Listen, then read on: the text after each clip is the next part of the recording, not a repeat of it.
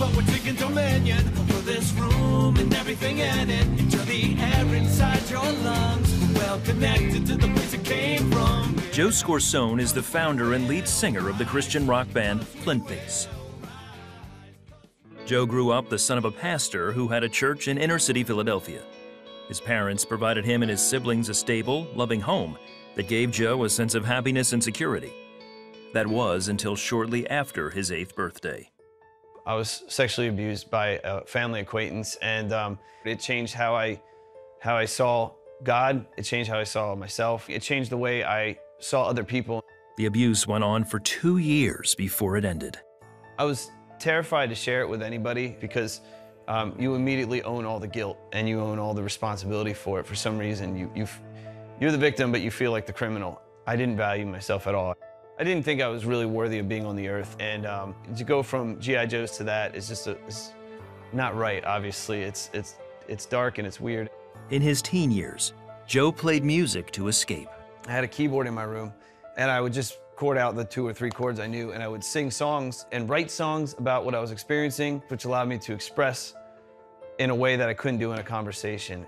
With music his only comfort, Joe became depressed and started having anxiety attacks. He still went to church, but he was conflicted about his feelings toward God and others. So there was this massive tug of war, massive struggle between hating God, hating this person, and hating myself, you know, struggling with why would this God let this happen to me? He kept up appearances of the model Christian, so no one would suspect anything was wrong. I think I came off to people like I was really confident and had it together, but inside I just had no trust for people. When Joe was 16, he tried to hang himself with a belt. The anxiety attacks were getting so bad, they were becoming crippling to the point where I just didn't want to be around anymore. I felt like I was just taking up space. After high school, his family moved to the Poconos. There, Joe founded FLINTFACE, and they began to amass a following. He also started dating Beth, who never guessed he was struggling. He made me laugh, and I really liked that about him, and he just, he had a lot of integrity, and he was a good guy. He was just an all-around good guy, and you don't come across them very often these days. But whenever things started getting serious, Joe would break it off. He was afraid that if she knew the truth, she would reject him. Then one day, Beth saw some dark, angry lyrics Joe had posted on social media.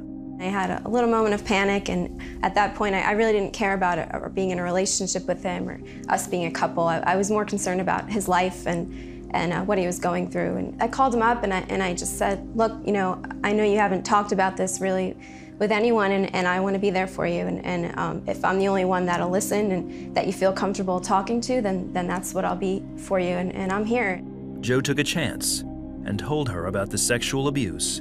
She said, you know, you don't have to pay for the guilt and the shame and the crime against you. You're paying the sentence for someone else's sin and crime. And you've been paying for a long time.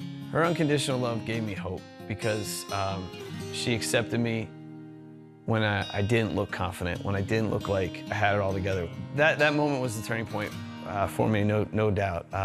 When I knew that I could be my ugliest, finally exposed that thing that I've been trying to keep from everybody for so many years, and I wasn't rejected for it. Joe finally found hope and healing, and eventually forgave his abuser. Then in 2006, he and Beth married. Now she sings backup with FLINTFACE as Joe shares his story with fans.